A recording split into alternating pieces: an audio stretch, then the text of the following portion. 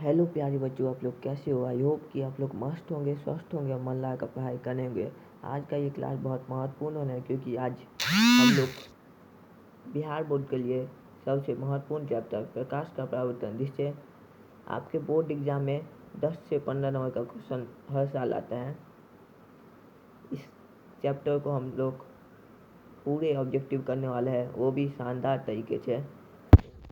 जिसको भी PDF चाहिए हमारे व्हाट्सएप ग्रुप को ज्वाइन कर लीजिए।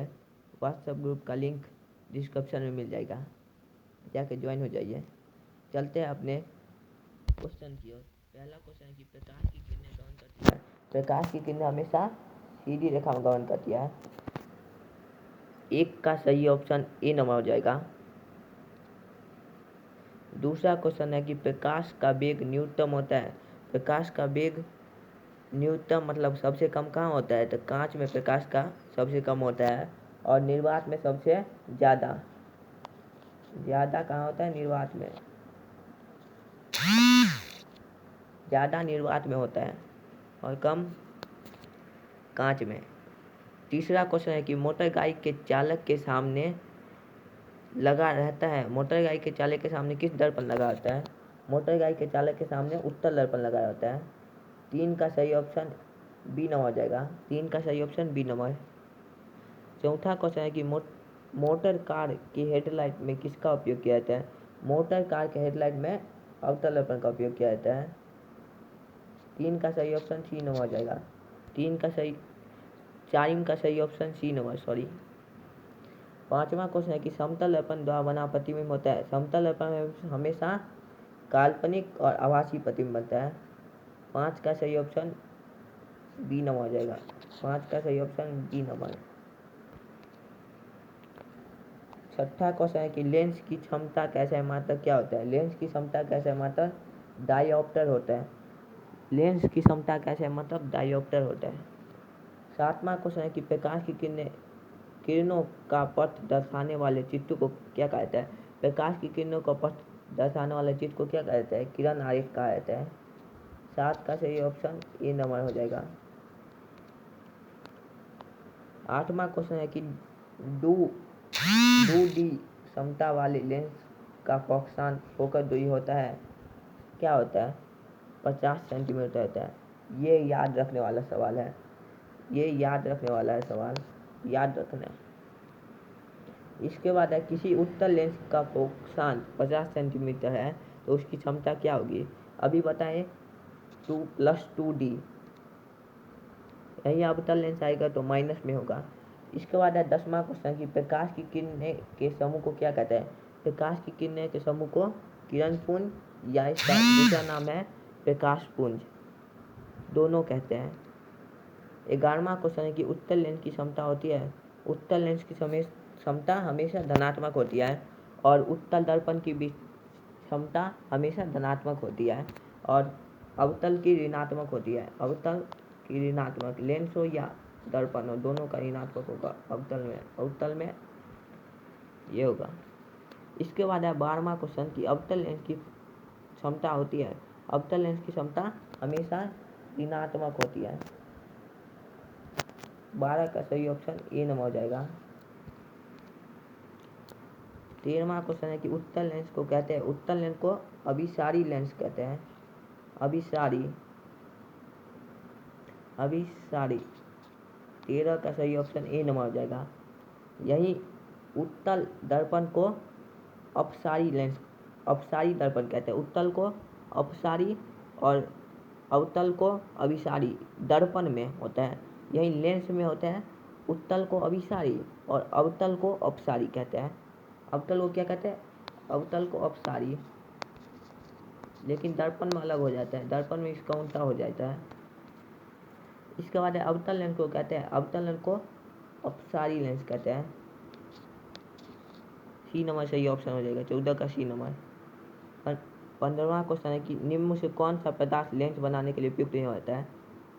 लेंस बनाने के लिए किस पदार्थ की आवश्यकता नहीं होती है, तो मिट्टी की आवश्यकता नहीं होती है। 15 का डी नंबर सही ऑप्शन है। 15 का डी नंबर।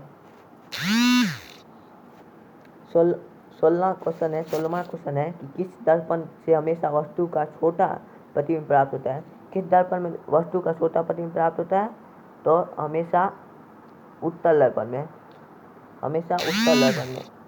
बी नंबर सही ऑप्शन रहेगा। यहाँ आपका उत्तर भी दे चुका है, तो देख आपको पीडीएफ देंगे, पूरा पीडीएफ को याद कर लेना, अच्छे से रिवीजन करना। आपको 450 प्लस आना है नंबर।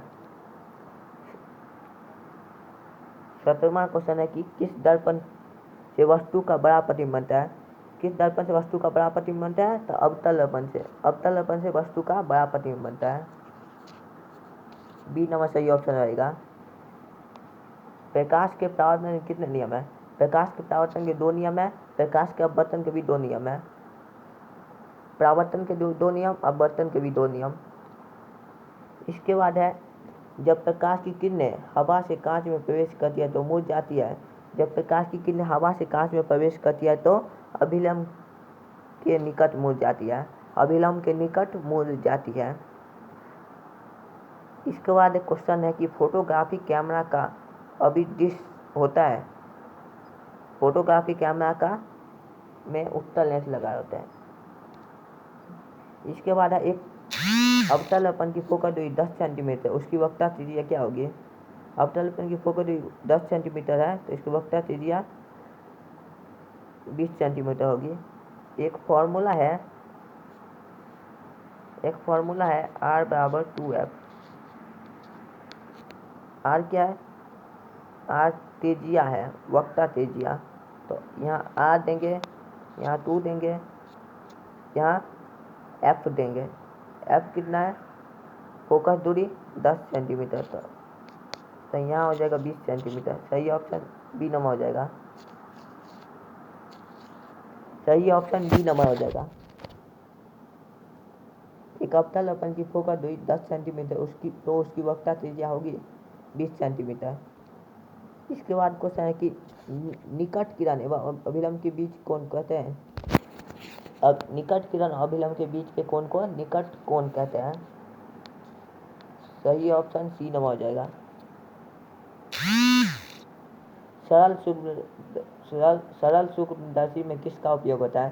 सरल सूक्ष्मदर्शी में हमेशा उत्तल लेंस का उपयोग होता है, और कैमरे में भी उत्तल लेंस का उपयोग होता है, हमारे आँख में भी उत्तल लेंस का उपयोग होता है। इसके बाद क्वेश्चन है कि किस लेंस के द्वारा सिर्फ काल्पनिक या आभासीय प्रतिबिंब बनता है? अवतल लेंस के द्वारा सिर्फ आभासीय या काल्पनिक प्रतिबिंब बनता है। तो सही ऑप्शन बी नंबर हो जाएगा। परावर्तन के नियम से निर्धारित होता है, परावर्तन के नियम से निर्धारित होता है आपतन कोण परावर्तन कोण के बराबर है। आपतन कोण परावर्तन कोण के बराबर है। आपतन कोण परावर्तन कोण के बराबर है। सही ऑप्शन ए नंबर हो जाएगा। काल्पनिक प्रतिबिंब हमेशा कैसा होता है? काल्पनिक प्रतिबिंब हमेशा सीधा होता है। ये नंबर, ये बहुत वेरी इंपॉर्टेंट है। ये MBBI है, MBBI मोस्ट इम्पोर्टेंट क्वेश्चन है। इसके बाद है कि लेंस में मुख्य फोकस की संख्या होती है। लेंस में मुख्य फोकस की संख्या 2 होती है। तो इसका सही ऑप्शन ए नंबर हो जाएगा। इसके बाद है, सर्च लाइट का परावर्तक सतह होता है। सर्च लाइट का परावर्तक सतह अवतल होता है हमेशा। इसका सही ऑप्शन बी नंबर हो जाएगा। इसके बाद है, दाढ़ी बनाने में कौन सा दर्पण उपयोग होता है? दाढ़ी बनाने में हमेशा अवतल दर्पण उपयोग होता है, और चिकित्सा के रूप में भी अवतल दर्पण, और हजामती के रूप में भी अवतल दर्पण का उपयोग किया जाता है। इसके बाद क्वेश्चन है कि एक उत्तल लेंस की क्षमता 1 डायोप्टर है तो उसकी फोकस दूरी होगी 100 सेंटीमीटर प्लस 100 सेंटीमीटर। इसका सही ऑप्शन सी नंबर है।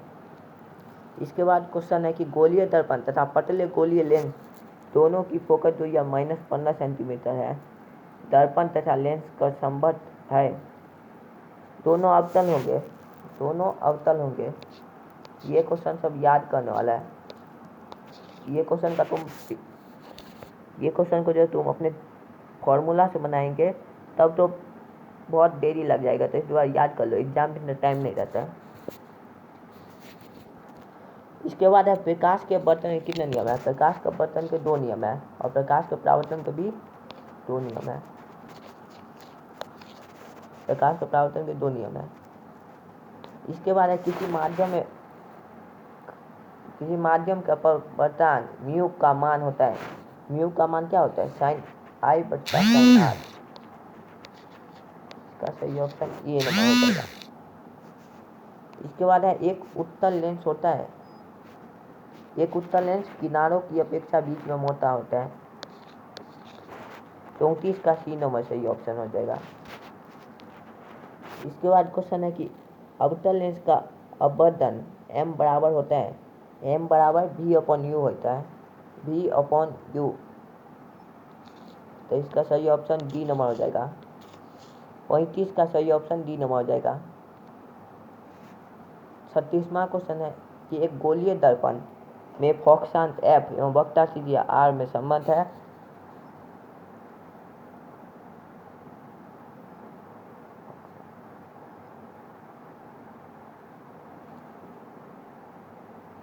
इसका सही ऑप्शन r बराबर 2f हो जाएगा, या कहीं कहीं दिया रहता है f बराबर r/2 दिया रहता है कहीं कहीं। ये भी सही है, ये भी सही है। इसका सही ऑप्शन ए नंबर हो जाएगा। इसके बाद है सोलर कुकर में उपयोग किया जाता है। सोलर कुकर में अवतल पर हमेशा उपयोग किया जाता है। सही ऑप्शन ए नंबर हो जाएगा। इसके बाद है उत्तल लेंस में बना प्रतिबिंब होता है। उत्तल लेंस में हमेशा वास्तविक और उल्टा प्रतिबिंब बनता है। वास्तविक और उल्टा। इसके बाद है पानी में डूबी हुई छड़ी मुड़ी हुई प्रतीत होता है। इसका क्या कारण है? पानी में जब एक छड़ी को डुबाया जाता है तो ये मुड़ा हुआ प्रतीत होता है। तो इसका कारण है प्रकाश का अपवर्तन। का सही ऑप्शन ए नंबर हो जाएगा। इसके बाद है निर्वात में प्रकाश की चाल कितनी होती है? निर्वात में प्रकाश की चाल 3 × 10⁸ मीटर प्रति सेकंड होता है। 3 × 10⁸ मीटर प्रति सेकंड। ये MVVI क्वेश्चन है। MVVI। तो आई होप कि आप लोग को वीडियो पसंद आया होगा। तो वीडियो पसंद आए तो प्लीज़ लाइक एंड सब्सक्राइब करें और लगातार हम लोग वीडियो डालने वाले हैं और आपको सिलेबस को 4 महीना में कंप्लीट करके दिखाने वाले हैं। यहाँ मैथिली का भी पढ़ाई होगा, तो जो मैथिली के बच्चे हैं वो भी जुड़ जाइए हमारे चैनल के साथ, आकाश स्टडी ग्रुप। ये PDF आपके व्हाट्सएप चैनल पे मिल जाएगा, जाके ज्वाइन हो जाइए व्हाट्सएप चैनल। मिलते हैं अगली क्लास में, तब तक टेक केयर एंड बाय।